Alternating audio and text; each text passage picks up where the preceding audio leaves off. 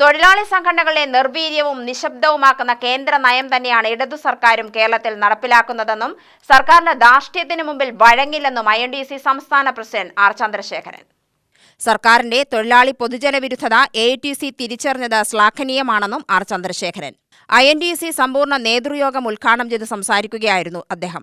ആൾക്കൂട്ടത്തെയും സമരങ്ങളെയും ഇത്രത്തോളം ഭയന്ന സർക്കാർ കേരളത്തിൽ വേറെ ഉണ്ടായിട്ടില്ല. തൊഴിലാളി വർഗ ബോധത്തെ ഇല്ലാതാക്കാനായി കേന്ദ്ര സർക്കാർ ഉപയോഗിക്കുന്ന അതേ കരിനിയമമാണ് കേരള സർക്കാരും ഉപയോഗിക്കുന്നത്. എല്ലാ മേഖലയെയും അരാജകത്വത്തിലേക്ക് നയിക്കുകയും അഴിമതിക്കായി പദ്ധതികൾ ഉണ്ടാക്കുകയും ചെയ്യലാണ് സർക്കാരിന്റെ പ്രധാന പണി. സർക്കാരിനെതിരെ അമർഷമുണ്ടെങ്കിലും പ്രതികരിക്കാൻ കഴിയാത്തവരായി CPM അനുകൂല സംഘടനകൾ മാറി.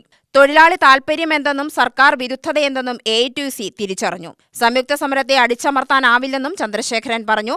അതീവ ഗുരുതരമായ വെല്ലുവിളികൾ എങ്ങനെ നേരിടാൻ കഴിയും? കേന്ദ്ര ഗവൺമെന്റ് ആണെങ്കിലും സംസ്ഥാന ഗവൺമെന്റ് ആണെങ്കിലും നിലപാടുകൾ എല്ലാം തൊഴിലാളി വിരുദ്ധമാകുമ്പോൾ എല്ലാം പാവപ്പെട്ടവർക്ക് വിരുദ്ധമായി വരുന്നതായതുകൊണ്ട് അത്തരം ഒരു സാഹചര്യത്തെ നമുക്ക് എങ്ങനെ അതിജീവിക്കാൻ കഴിയും? നമ്മൾ ഇന്നലെ വരെ ഉണ്ടായിരുന്ന ഒരു സന്ദർഭമല്ല ഇപ്പോഴുള്ളത്.